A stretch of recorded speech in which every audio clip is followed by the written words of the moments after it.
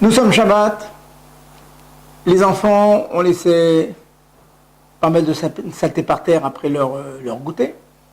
Peut-on balayer tout cela à la maison? Grande discussion dans nos sages sur l'interdiction de balayer.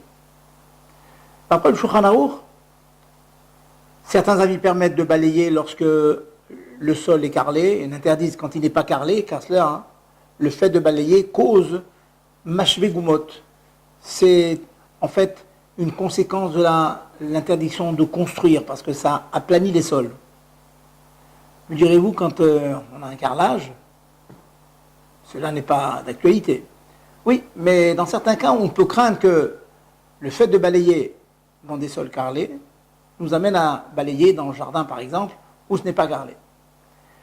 Cependant, les grands décisionnaires de nos générations, malgré le Shulchan Aruch qui l'interdit, disent que de nos jours, on peut balayer tous les sols carrelés. Car pratiquement toutes les maisons, même disons toutes les maisons sont carrelées de nos jours.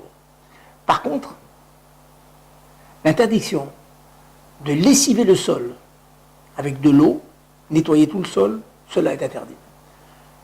Et je sais que, ô combien de fois, les mamans me disent que c'est très difficile de ne pas passer une serpillière, ne serait-ce qu'avec la femme de ménage, ou bien un goumi, une raclette avec un caoutchouc.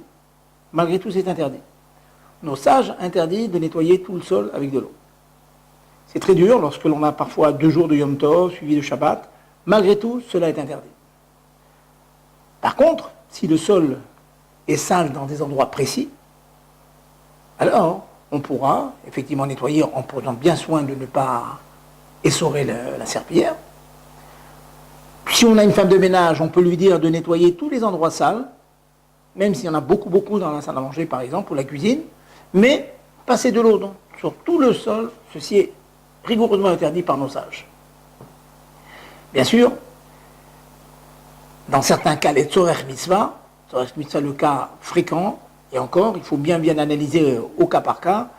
Si des personnes font un kiddush à la choule, à la synagogue sale, il est clair qu'on ne peut pas la laisser ça. Donc on peut laisser l'homme de ménage ou la femme de ménage nettoyer le sol à grande eau pour un endroit saint, kadosh, comme la synagogue.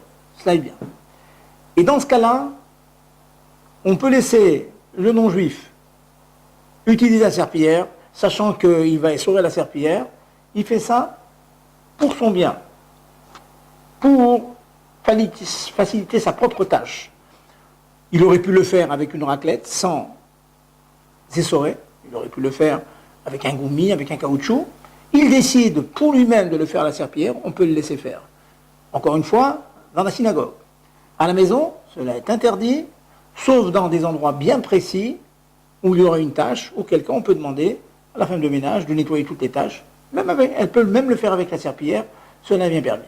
Donc retenez bien, je répète encore une fois, j'insiste parce que c'est une halakha qui étonne beaucoup de monde et qu'on a souvent du mal à appliquer parce que un jour de Yom Tov, on voudrait que la salle à manger soit propre. Et bien malheureusement, on fera attention de ne pas la salir.